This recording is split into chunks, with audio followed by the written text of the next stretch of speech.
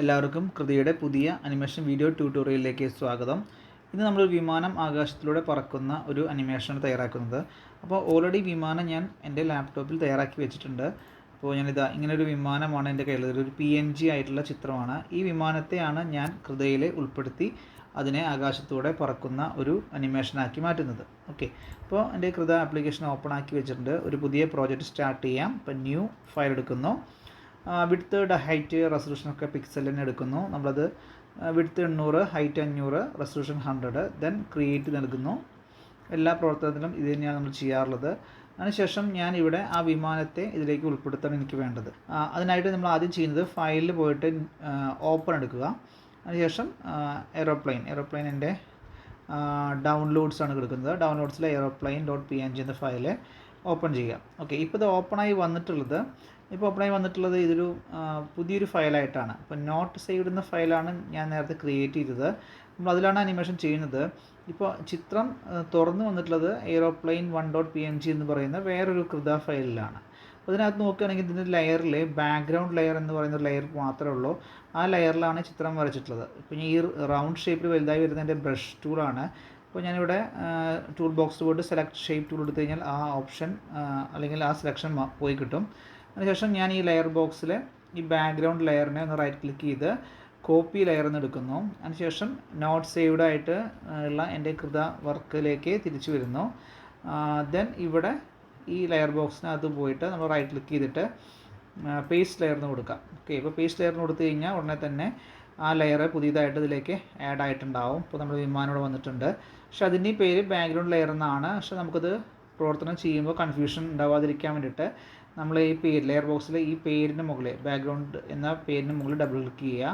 അതിനുശേഷം ഞാനിവിടെ എയ്റോപ്ലെയിൻ എന്ന് ജസ്റ്റ് ഒന്ന് ടൈപ്പ് ചെയ്ത് കൊടുക്കാം. ഓക്കെ, അപ്പോൾ നമ്മൾ പ്രവർത്തനങ്ങൾ ചെയ്യുമ്പോൾ തെറ്റാതിരിക്കാൻ സാധിക്കും. ഓക്കെ, ടൂൾ ബോക്സിൽ നിന്ന് ഞാൻ മൂവ് ടൂൾ എടുക്കുന്നു. അപ്പോൾ നമുക്കിതിൻ്റെ സ്ഥാനം എവിടേക്ക് വേണമെങ്കിൽ നീക്കി വയ്ക്കാം.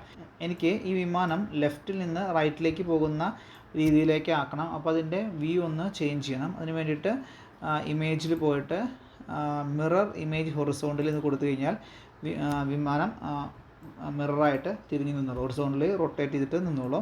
ഓക്കെ, അതിന് ശേഷം അതിൻ്റെ പൊസിഷനൊക്കെ നമുക്ക് ക്രമീകരിക്കണം. ഓക്കെ, നമുക്ക് സെറ്റിങ്സിൽ പോയിട്ട് ഡോക്കേഴ്സിൽ പോയിട്ട് നമ്മുടെ അനിമേഷൻ ടൈം ലൈൻ ഓപ്പൺ ആക്കിയിടാം. ഓക്കെ, നമ്മുടെ അനിമേഷൻ ടൈം ലൈനിലൂടെ ആക്റ്റീവായി വന്നിട്ടുണ്ട്. ഇനി ഇവിടെ നമ്മൾ ഈ എയ്റോപ്ലെയിൻ്റെ സ്ഥാനങ്ങളാണ് നീക്കി വെച്ചിട്ടാണ് അനിമേഷൻ ചെയ്യുന്നത്. ഇത് നമ്മൾ മുമ്പ് ചെയ്ത ആ ക്ലൗഡിൻ്റെ അനിമേഷൻ പോലെ തന്നെയാണ് ഇതിലും ചെയ്യേണ്ടത്. അതിനുവേണ്ടി നമ്മൾ ആദ്യം ഒരു കീ ഫ്രെയിം സെറ്റ് ചെയ്യുന്നു. അപ്പോൾ ഇത് ഒന്നാമത്തെ കീ ഫ്രെയിം സെറ്റ് ആയിട്ടുണ്ട്. അതിനുശേഷം ഇതിൻ്റെ പൊസിഷനും ഒന്ന് കറക്റ്റാക്കി നീക്കി വയ്ക്കുന്നു. ഇപ്പോൾ നീക്കി വെച്ചു. ഓക്കെ, ഇപ്പോൾ ഇവിടെ വിമാനത്തിൻ്റെ പൊസിഷൻ കറക്റ്റായിട്ടുണ്ട്. ഇവിടെ നിന്ന് റൈറ്റ് ക്ലിക്ക് ചെയ്തിട്ട് കോപ്പി ഫ്രെയിം എടുക്കുന്നു. നമുക്ക് എത്ര ഫ്രെയിമാണ് വേണ്ടത് അത്രയും ഫ്രെയിമിലേക്ക് ഇതിനെ ഉൾപ്പെടുത്തണം. ഇപ്പോൾ ഞാൻ ഒരു 15 ഫ്രെയിമിലേക്കാണ് ചെയ്യുന്നത്. അപ്പോൾ 15ാമത്തെ ഫ്രെയിമിൽ ക്ലിക്ക് ചെയ്ത് റൈറ്റ് ക്ലിക്ക് ചെയ്ത് പേസ്റ്റ് കീ ഫ്രെയിം കൊടുക്കുന്നു. പേസ്റ്റ് കീ ഫ്രെയിം കൊടുത്തുകൂടെ അവിടെ കീ ഫ്രെയിം 1-ലും 0-ലും ഉണ്ട്, 15-ലും ഉണ്ട്. 15-ൽ നമ്മൾ ഫ്രെയിം പേസ്റ്റ് ചെയ്ത ശേഷം അതിൻ്റെ സ്ഥാനം നീക്കി വയ്ക്കാം. സെലക്ട് ചെയ്ത ശേഷം കീബോർഡിലെ ഷിഫ്റ്റ് ഏരോ കീയും ഉപയോഗിച്ചിട്ട് നമുക്കതിൻ്റെ സ്ഥാനം ഒന്ന് നീക്കിയിട്ട് ഇങ്ങോട്ട് നീക്കി വെച്ചു. ഓക്കെ, അപ്പോൾ ഇതിൻ്റെ സ്റ്റാർട്ടിങ് ആയി എൻഡിങ്ങും ആയി. ഓക്കെ, ഇനി ഇതിൻ്റെ ഇടയിലുള്ള ചിത്രങ്ങൾ നമ്മൾ ഉൾപ്പെടുത്തണം. ഇപ്പോൾ ഒന്നാമത്തേത് ഇവിടെയാണ്. ശേഷം 1, 2 ഈ ഫ്രെയിമിൽ നിന്ന് ക്ലിക്ക് ചെയ്ത ശേഷം റൈറ്റ് ക്ലിക്ക് ചെയ്ത് പേസ്റ്റ് കീ ഫ്രെയിം കൊടുക്കുന്നു. വിമാനത്തിൻ്റെ സ്ഥാനം ഒന്ന് നീക്കി വയ്ക്കുന്നു. കുറച്ച് നീക്കി വെച്ചു. നമുക്കറിയാം ഒണിയൻ സ്കിൻ ഓൺ ആക്കിയിട്ട് കഴിഞ്ഞാൽ നമുക്ക് ബിഫോർ ആൻഡ് ആഫ്റ്റർ ആയിട്ടുള്ള ചിത്രങ്ങൾ കാണാൻ സാധിക്കും. ദെൻ നമ്മൾ അടുത്ത ഒന്നിലോട്ടിട്ടുള്ള ഫ്രെയിമുകളിൽ ഉൾപ്പെടുത്തുകയാണ്. വിമാനത്തെ ഉൾപ്പെടുത്തുന്നു. അതിന് ശേഷം അതിൻ്റെ സ്ഥാനം ഇങ്ങനെ നീക്കി വയ്ക്കുന്നു. ഓക്കെ, ഇത്തരത്തിൽ നമുക്ക് സ്റ്റാർട്ടിങ് മുതൽ എൻഡിങ് വരെ ഇതിൻ്റെ സ്ഥാനങ്ങൾ നീക്കി വയ്ക്കാം. ഈ ഓണിയൻ സ്കിൻ ഉള്ളത് കൊണ്ട് നമുക്ക് ഇതിൻ്റെ സ്ഥാനങ്ങൾ നീക്കി വയ്ക്കുമ്പോൾ ബിഫോറും ആഫ്റ്ററും ഉള്ളത് കാണുന്നത് വളരെയധികം സൗകര്യമാണ്. ബിഫോർ ആയിട്ടുള്ളതാണ് റെഡ് കളറിൽ കാണുന്നത്, ആഫ്റ്റർ ആയിട്ടുള്ളത് ഗ്രീൻ ആയിട്ടും കാണാം. ഓക്കെ, ഇനി അടുത്തത് ഒന്ന് പേസ്റ്റ് ചെയ്യുന്നു. ഇപ്പോൾ നമ്മൾ പേസ്റ്റ് ചെയ്യുന്ന സമയത്ത് പ്രീവിയസ് ആയിട്ടുള്ള ഫസ്റ്റത്തെ ഫ്രെയിം നിന്നാണ് അത് കോപ്പി ആയി വരുന്നത്. നമുക്കതല്ല, ഇപ്പോൾ ഞാനിവിടെ പേസ്റ്റ് ചെയ്തിട്ടുണ്ട്. ഇവിടെ നിന്ന് വേണമെങ്കിലും കോപ്പി ചെയ്യാം. അതിനുശേഷം ഞാൻ ഇപ്പോൾ ഒന്നിലോട്ടുള്ള അടുത്തിൽ പേസ്റ്റ് ചെയ്യുന്നു. പേസ്റ്റ് ചെയ്യുമ്പോൾ എനിക്ക് ഇവിടെ നിന്ന് വളരെ അടുത്തുനിന്ന് നീക്കി വെച്ചാൽ മതിയാവും.